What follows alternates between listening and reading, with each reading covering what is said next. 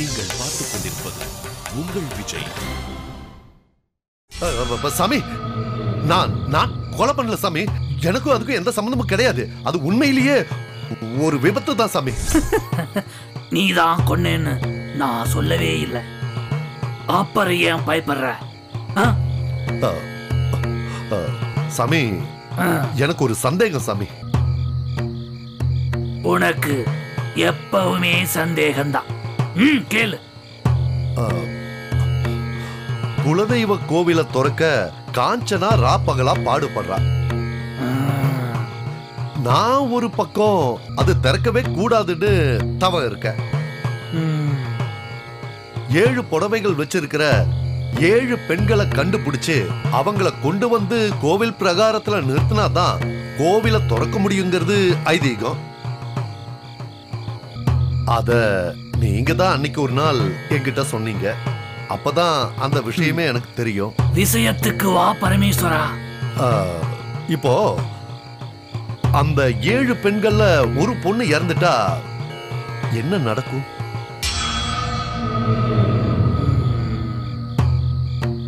மத்த 6 பெண்களை வச்சு கோவிலை திறக்க முடியுமா? அதுக்கு சாத்தியம் இருக்கா சாமி? தேவையான கேள்வி. வாழ்க்கையில முதல் முறையா என்னாலேயே சட்டுன்னு பதில் சொல்ல முடியாத அளவுக்கு ஒரு கேள்வியை கேட்டிருக்க.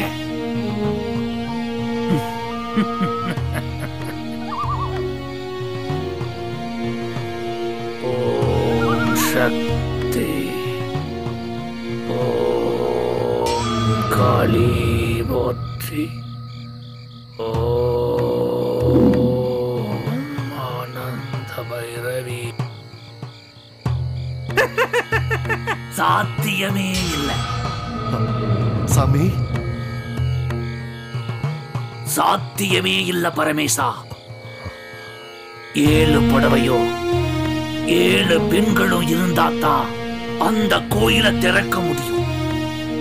நான் சொல்றத கவனமா கேட்டுக்கோ. ஒரு புடவை குறைஞ்சாலும் சரி, ஒரு பெண் குறைஞ்சாலும் சரி, அந்த கோயிலை திறக்கவே முடியாது. இது சர்வ நிச்சயம். சரி சாமி, இப்போ 7 பெண்கள்ல ஒருத்தி இறந்துட்டாலே, அப்போ அந்த காஞ்சனாவால கோவிலை திறக்கவே முடியாதா? இந்த ஜென்மத்துல முடியாது. அதுக்கு இன்னும் 7 ஜென்மங்கள் எடுக்கணும். 7 ஜென்மங்களா? அவளுக்கு ஒரு முனிவன் கொடுத்த கடும் சாபம் அப்படி. உனக்கு பிரவாத வரமீனி இல்லை அப்படிங்கிற ஒரு கடுமையான சாபத்தை அவ வாங்கியிருக்கா. அது மட்டும் இல்ல, கோயிலை திறக்கிற வரைக்கும் அவளோட பிறவிகள் இனி தொடர்ந்து போயிட்டே இருக்கும். ஏன் சாமி, அது அடுத்த ஜென்மத்திலே முடியாதா? அதுக்கு எதுக்கு 7 ஜென்மம்? பிறக்கிற உயிர்கள் மனுஷனாத்தான் பிறக்கணும்னு அவசியம் இல்ல பரமேஷா. புழு, பூச்சி, நாய், நரி, அந்த மரம், அந்த கொடி, மனுஷன் இப்படின்னு எந்த ஒரு உயிருள்ள பொருளாவும் அவன் பிறந்துகிட்டே இருக்கலாம். காஞ்சனாவாலையும் மனுஷனா பிறக்கிறதுக்கு 7 ஜென்மங்கள் பிடிக்கும். அவ வாங்கி வந்த வரம் அப்படி. அப்போ காஞ்சனா நினைச்சாலும் கோவிலை திறக்க முடியாதுல்ல?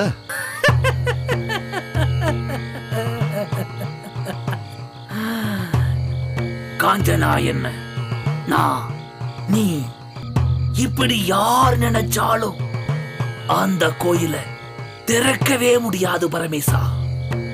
இது விதி.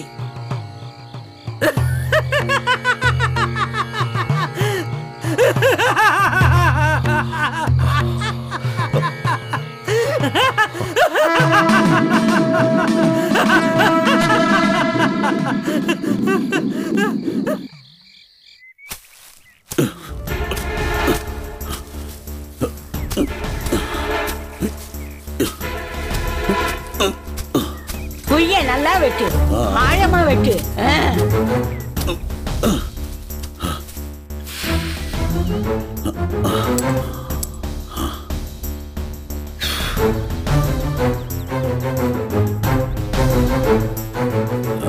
காசிநாதா, காசிநாதா, என்ன குடியில போட்டிருந்தாலும் பரவாயில்ல காசிநாதா. என் உயிருக்கு உயிரான சுருட்ட குடியில போட்டு போதச்சிட்டிய காசிநாதா. இன்னியோட உன் மோதிரமும் சுருட்டு பீடியும் ஒழிஞ்சுது. ஐயா,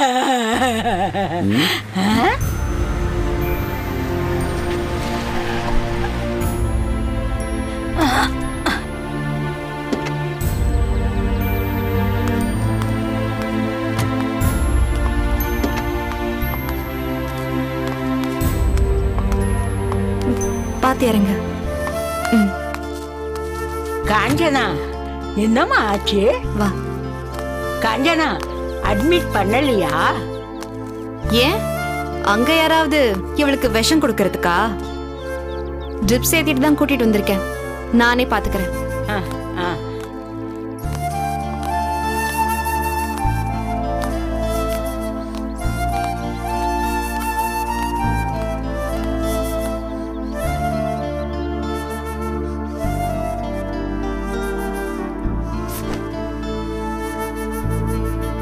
இப்ப எப்படிமா இருக்கு?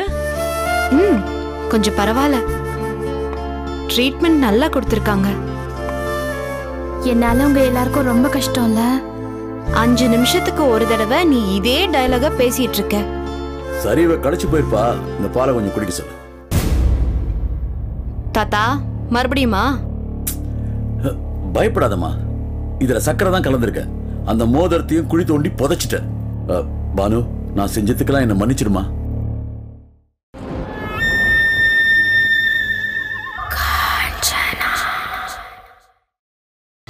நீங்கள் பார்த்துக் கொண்டிருப்பது உங்கள் விஜய். பானு, நான் செஞ்சதுக்கெல்லாம் என்ன மன்னிச்சிடுமா? மன்னிப்பெல்லாம் அப்புறம் இருக்கட்டும். நான் இன்னும் 2 காஞ்சனாவை கண்டுபிடிக்கணும். கோவிலை கண்டுபிடிக்கணும். என்ன இதுக்கு மேலேயே சோதிக்காதீங்க தாத்தா. அந்த மோதிரத்தை உங்களுக்கு யாரு கொடுத்தா? தயவு செஞ்சு ப்ளீஸ் சொல்லுங்க தாத்தா. அதை யாருன்னு கேட்காதமா, ஒரு விஷயம் மட்டும் கேளு.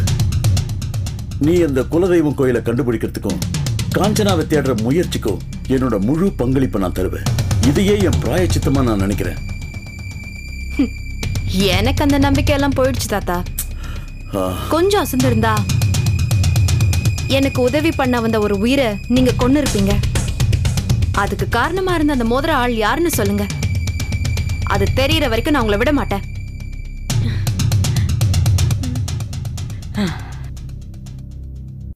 என்னோட டைமை ப்ளீஸ் வேஸ்ட் பண்ணாதீங்க. யார் அவன்? எனக்கு 2 நிமிஷம் டைம் கொடுமா, அப்புறம் அவன் யாருன்னு உனக்கு சொல்றேன்.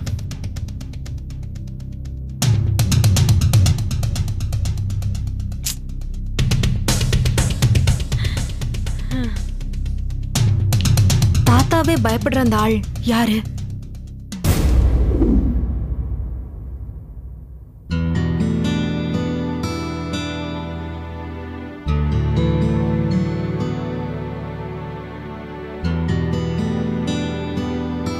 Excuse me. காஞ்சனா? காதம்பரி? ஆமா. அந்த பெயிண்டிங் பத்தி நீங்க சொன்னீங்களே, அது எப்படி உங்களுக்கு கிடைச்சது? அதை என் தங்கச்சி தான் எனக்கு அனுப்புனா. ஓ, எனக்கு இம்மீடியட்டா அவங்கள மீட் பண்ணணும். வாங்க, உங்களுக்காக தான் காத்துக்கிட்டு இருக்கேன். கொஞ்சம் லேட் ஆயிடுச்சு. It's okay. நம்ம காஞ்சிபுரத்துலயே மீட் பண்ணிருக்கணும், பட் மிஸ் ஆயிடுச்சு. எப்போ? எங்க தாத்தா உங்களுக்கு முதல் பட்டுப்புடவையை கொடுத்தாரே, அப்பவே. காஞ்சிபுரத்துல அந்த பார்வை இல்லாதவர் உங்க தாத்தா? ஆமா, எங்க தாத்தா தான். நீ கேக்குறதுக்கு பதில் இதுல இருக்கு.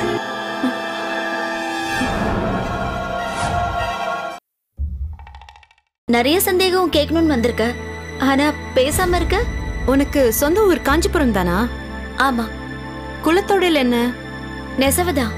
இந்த ஆர்ட் கேலரிக்கு ஆனந்தன் ஆர்ட் கேலரின்னு ஏன் பேர் வச்சிருக்க? சொல்லு. அது என்னோட முப்பாட்டனாரோட பேரு. முப்பாட்டனாரா? அவரு ஓவியரா இருந்தாரா? ஒரு ஓவியர் மட்டும் இல்ல, நெசவு, மல்யுத்தம், வாள்யுத்தம் இப்படி ஏகப்பட்ட கலைகளை கத்து வச்சிருந்தாரு. கொஞ்ச நாளைக்கு முன்னால எனக்கு ஒரு விசித்திரமான அனுபவம் ஏற்பட்டுச்சு. ஒரு நாள் ராத்திரி நான் கார்ல தனியா வந்துட்டு இருந்தப்போ யாரோ ஒரு லேடி என் கார்ல ஏறினாங்க. அவங்க ஒரு கதை சொன்னாங்க. அந்த 7 பட்டுப்புடவை கதை அது. அவங்க கிட்டதான் ஆனந்தன்கிற பேரை நான் ஃபர்ஸ்ட் டைம் கேள்விப்பட்டேன். அந்த பேரை கேட்டதும் எனக்குள்ள ஒரு வைப்ரேஷன் ஆச்சு.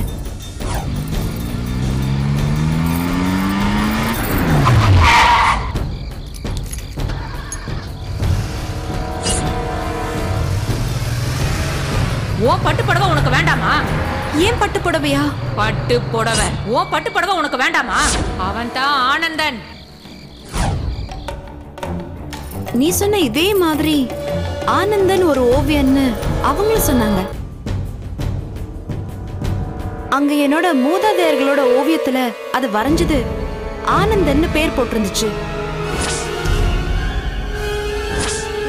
அந்த ஆனந்தன் உங்க முப்பாட்டனர் தானே? எஸ், என்னோட முப்பாட்டனார் தான். அப்படின்னா ஆனந்தனோட பூர்வீகம் காஞ்சிபுரம். காஞ்சிபுரம்ல தான் எனக்கு முதல்ல எங்க தாத்தா உனக்கு புடவை கொடுத்தாரு அதானே? அதுல இருந்து தான் எல்லா பிரச்சனையும் ஆரம்பிச்சது. சச்சா, நீ பிரச்சனைகளை ஆரம்பிக்க வந்தவல்ல காஞ்சனா, பிரச்சனைகளை முடிக்க வந்தவ. சொல்ல போனா 7 பட்டு புடவைகளையும் என்னோட முப்பாட்டனார் ஆனந்தன் தான் நெஞ்சது. அதை கண்டுபிடிச்சு மறுபடியும் அதை சேர்க்க வேண்டிய பொறுப்பு உனக்கு ஒப்படைக்கப்பட்டிருக்க. அதுக்காக தான் 8வது புடவை உனக்கு தரப்பட்டிருக்க. எனக்கு ரொம்ப கன்ஃபியூஸ்டா இருக்கு. ஆனா நீ இவ்ளோ தெளிவா இருக்க. ஆனந்தனுக்கும் காஞ்சனாவுக்கும் சம்பந்தம் இருக்கு. எந்த ஆனந்தன், எந்த காஞ்சனா? ஆனந்தன்ங்கிறது என்னோட முப்பாட்டனார். அப்போ காஞ்சனாங்கிறது? காஞ்சனாங்கிறது நீதான். உன் கதை உனக்கே தெரியலையா? உன்னோட ஓவியத்தை தான் என்னோட முப்பாட்டனார் வரைஞ்சிருக்காரு. அப்போ நான் யாரு? அந்த ஓவியம் இப்ப எங்க இருக்கு? அந்த ஓவியத்தை இப்ப காணோம். அப்போ அந்த காஞ்சிபுரம் தாத்தா வீட்ல அந்த 7 பெண்கள் ஓவியம் இருந்ததா? ஆமா, இருந்தது. அது இப்ப எங்க? அதுவும் இப்ப காணோம். அதுக்காக தான் அந்த விஸ்வநாதன் கொலை செய்யப்பட்டானோ?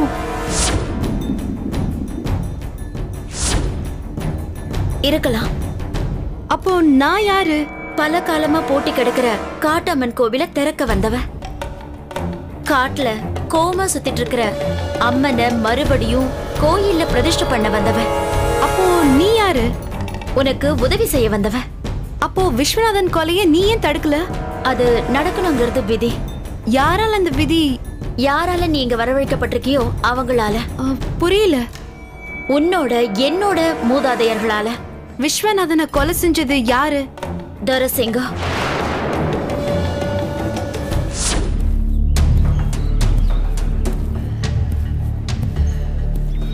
துரைசிங்கம் ஆனந்தன் காலத்துல வாழ்ந்த முப்பாட்டன். அவர் எப்படி விஸ்வநாதனை கொலை செய்ய முடியும்? எல்லா கேள்விகளுக்கும் விட எனக்கும் தெரியாது. நானும் உன் கூட சேர்ந்துதான் இன்னொரு ட்ராக்ல என்னோட மூதாதையரான ஆனந்தனை பத்தின விவரங்களை தேடிக்கிட்டு இருக்கேன். நான் இன்னும் 2 காஞ்சனாவை கண்டுபிடிக்கணும். பட்டு புடவைங்களை தேடணும். முயற்சி செய், கண்டிப்பா கிடைக்கும். 7 பெண்கள் ஓவியத்தை தேடணும். ஆனந்தனால வரையப்பட்ட என்னோட ஓவியத்தையும் தேடணும். அத நீ முயற்சி செய்யாத, கண்டிப்பா கிடைக்காத. ஏன் அப்படி சொல்ற? சொல்லணும்னு தோணுச்சு. அந்த ஓவியங்களை பத்தி உனக்கு என்ன தெரியும்?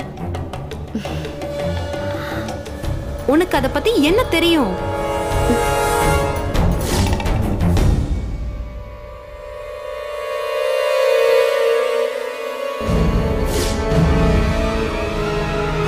அப்ப நிச்சயம் உனக்கு ஏதோ தெரியும். சொல்லு. அந்த ஓவியம் இப்போ எங்க இருக்குன்னு உனக்கு தெரியும் தானே? சொல்லு ப்ளீஸ். தெரியும். வாட்? தெரியுமா? யார்கிட்ட இருக்கு சொல்லு. சொல்லு, தெரியுமா? யார்கிட்ட இருக்குன்னு தெரியுமா? சொல்லு. தெரியும். எங்க? யாரு? நீ சொல்லிதான் ஆகணும். யார்கிட்ட இருக்கு சொல்லு. சொல்லு, கேக்குறேன்ல. துரைசிங்கம்.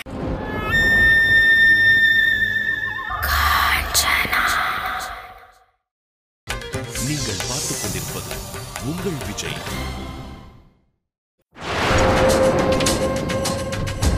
துரைசிங்கமா? அவ 200 வருஷத்துக்கு முன்னால. நீ தேட வேண்டியது துரைசிங்கத்தை இல்ல. ஏன்? அவனே உன்னை தேடி வருவான். ஐயோ, இதெல்லாம் உனக்கு எப்படி தெரியும்? என்னமா உனக்கு புரியல? சத்தியமா புரியல காதம்பரி. நானும் ஒரு காஞ்சனா. ஒரு நிமிஷம்.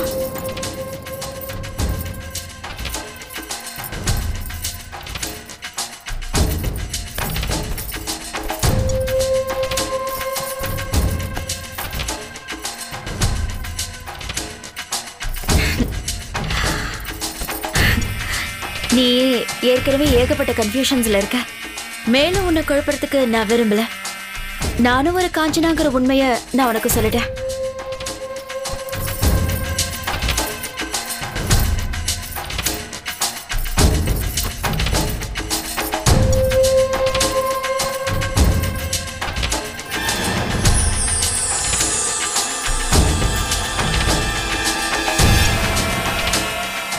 நீ 6வது காஞ்சனா? ஆமா. ஆனா எனக்கு ஒரு சந்தேகம் இருக்கு.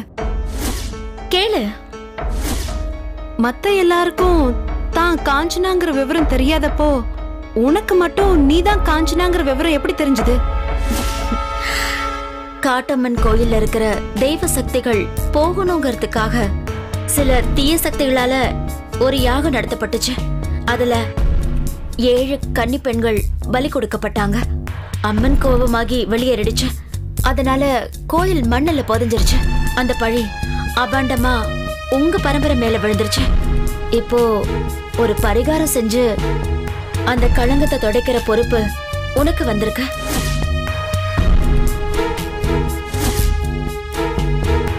பலி கொடுக்கப்பட்ட அந்த 7 பேரும் வெவ்வேறு இடங்கள்ல காஞ்சனாக்களா பிறந்திருக்காங்க. அந்த 7 பேர்ல 2 பேருக்கு மட்டும்தான் தான் ஒரு காஞ்சனாங்கிற விவரமே தெரியும். அந்த 7வது காஞ்சனா யாரு? அத நீதான் கண்டுபிடிக்கணும். உனக்கு தெரியும்ல? தெரியும், ஆனா நான் சொல்லக்கூடாது. ப்ளீஸ், இவ்ளோ விஷயங்களை சொல்லிட்ட, இதையும் சொல்லிட ப்ளீஸ் காதம்பரி. காஞ்சனா, நீ செஞ்சிட்டு இருக்கிற இந்த விஷயம் ஒரு யாகத்துக்கு சமம். இந்த யாகத்தை நடத்தி முடிக்க நீ பல ஜென்மங்கள் கடந்து பிறந்து வந்திருக்க. இதோட பலன் முழுமையா கிடைக்கணும்னா நீதான் அதையெல்லாம் கண்டுபிடிக்கணும். நீ சொன்ன என்ன ஆகும்?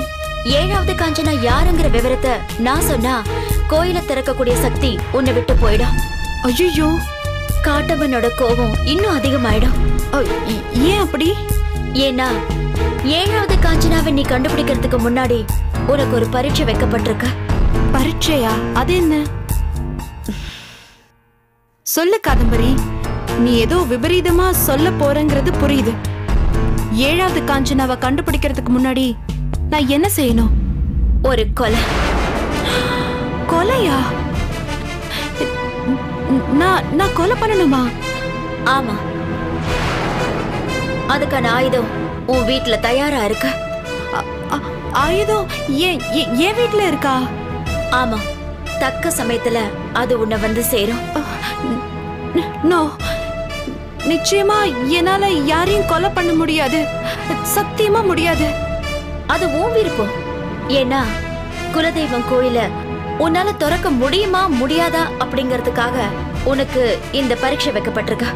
இதுல நீ ஜெயிக்கிறதும் தோக்கறதும் உன்னோட தலைவிதி மட்டும் இல்ல, மத்த 7 காஞ்சனாக்களோட தலைவிதியும் தான்.